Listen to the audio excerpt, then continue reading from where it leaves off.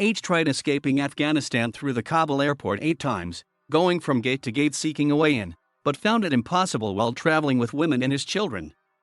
He sometimes spent the night there, faced stampeding crowds, went hours without food, water, or bathroom access, and, at one point, his son lost consciousness. But despite the hardships, H and his family were stranded after the US finally withdrew from Kabul. He feared the Taliban would hunt him down. As a former translator for the US Army, H and his family are hiding from the Taliban.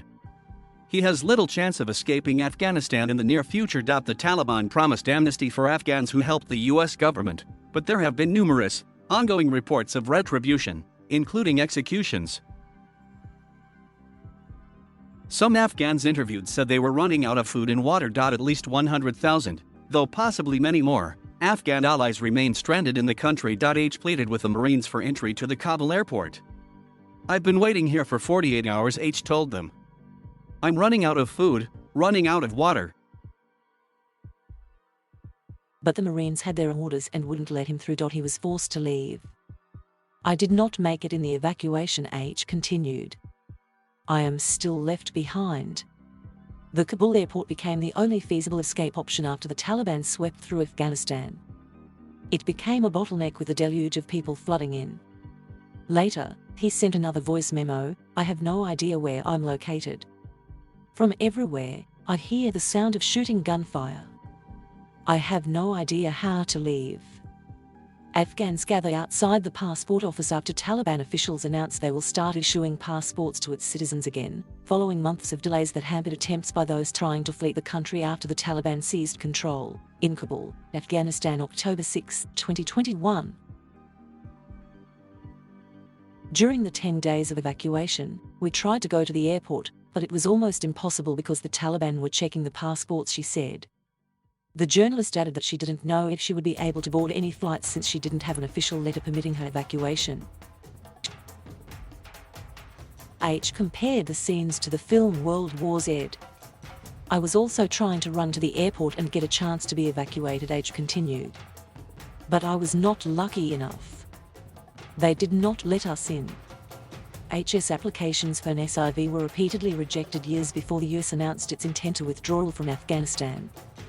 He had numerous letters of recommendation from US officials, but he said the embassy denied his requests because he had been terminated from his job around 2014. H gave up on an SIV for years but reapplied in July. He's still waiting for a response. As a result, he was repeatedly rejected for entry to the airlift. The journalist echoed his sentiments. "I don't know where they are," he continued. "They were in frequent contact with me, but they are gone. I don't know what happened to them." The Taliban has arrested, executed and disappeared dissidents despite their promises of amnesty, according to numerous reports. Afghans at risk have, as a result, gone into hiding.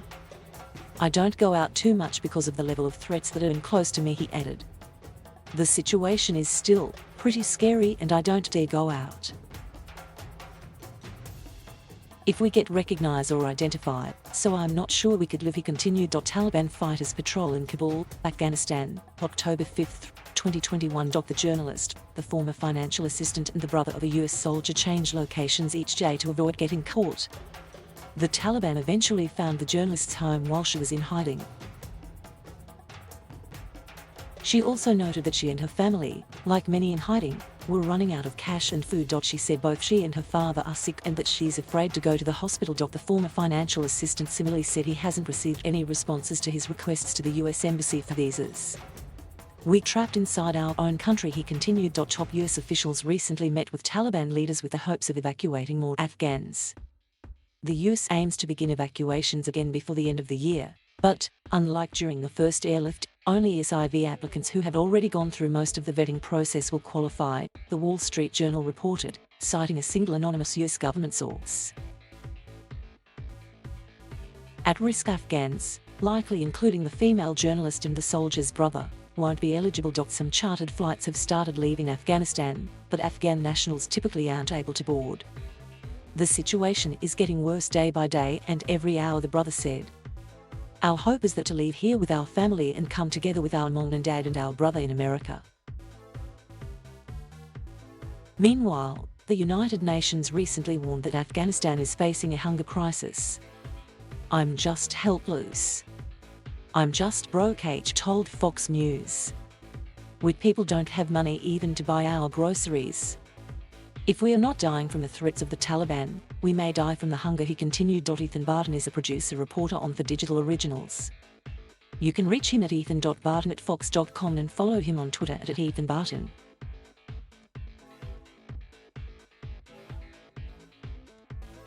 Thank you for watching. Please subscribe.